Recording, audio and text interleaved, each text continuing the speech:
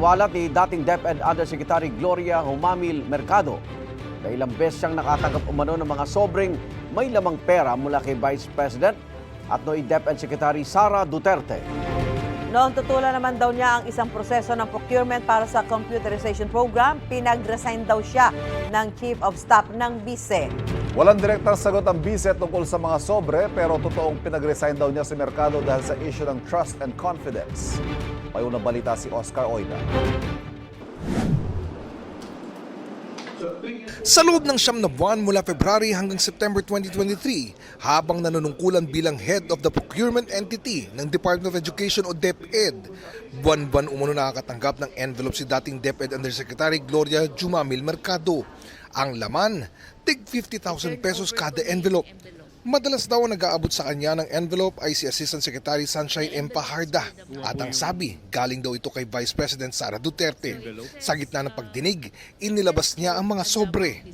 Ang sakit naman noon, ordinaryo lang akong trabahante tapos inano ka ng Vice President, di ba?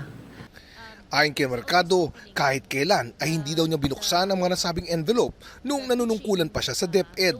Nang magretiro na, I sought some advice and they just advised me to donate it to a non-government organization, which I did.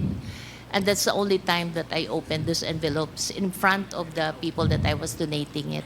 And it was 50,000 per envelope. The reason why you are considering all these concerns is because you believe that the envelope is a bribe. Do you agree? Yes or no, ma'am? It's kind of harsh word to use, bribe, because if Or should I say, it is a means to influence your decision being the hope? It could be. sa kanyang affidavit, sinabi ni Mercado na noong October 2023, sinabihan daw siya ni Attorney Reynold Monsayac na dating Assistant Secretary ng DepEd for procurement tungkol sa isang bidding. He suggested in the presence of other officials who was with me that the bidders should just discuss among themselves. Mag-usap-usap na lang para hindi masayang yung pera ng 2023. I firmly asserted that the procurement must be implemented and conducted in strict adherence with the rules. Kasunod umano nito, ipinatawag na raw siya ng Chief of Staff ng Vice Presidente na si Zulaika Lopez at pinagbibitiw na siya sa kanyang katungkulan. I was informed that I should tender my resignation effective that day. I refused to resign and I insisted on departing from service through voluntary retirement. The timing of my meeting with Ms. Zulaika struck me as more than coincidental. It gave me the impression that my candid responses was the real reason behind the push to relieve me of my office.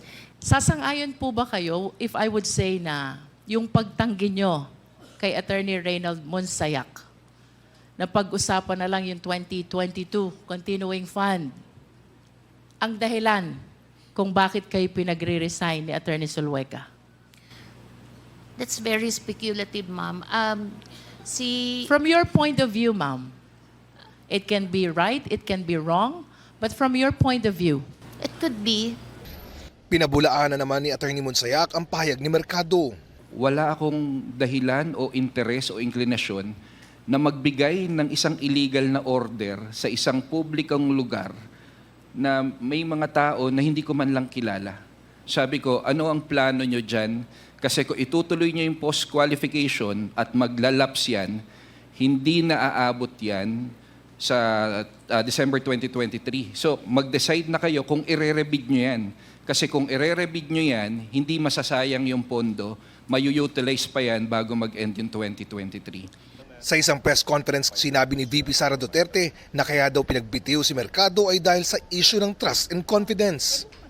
Nag-solicit siya ng 16 million pesos sa isang kumpanya on paper using my name without any authorization. Inilabas ng OVP ang isang liham na pirmado ni Mercado kung saan ay binanggit ang pangalan ni Vice President Sara Duterte. Kalakip nito ang breakdown ng mga kagamitan at total cost na nagkakahalaga ng 16 million pesos. Bagay naman na sinagot ni Mercado sa hearing. So we made a presentation to almost all the corporations. And then some of the corporations appreciated that it's a very important program. So some of them committed. I explained properly. I did not solicit. There's no money involved there. These are equipments. Walang cash po doon. Equipment siya na ito-turn over sa DepEd. So I feel very sad that up until now, the BP has not been appraised as I explained it to her people. Sa kanyang opening statement naman, sinabi ni Congressman Joel Chua na may mga naririnig siyang akusasyon at insinuations sa kanilang komite na ito raw ay isang political exercise o atake sa isang individual. Klinaro ni Chua na nais lang daw ng komite na matiyak kung paano nagastos ang sinasabing confidential fund ng OVP. I must stress at this point that the sheer vastness of these potentially misused funds sets this matter apart from other instances of irregularity and disallowance.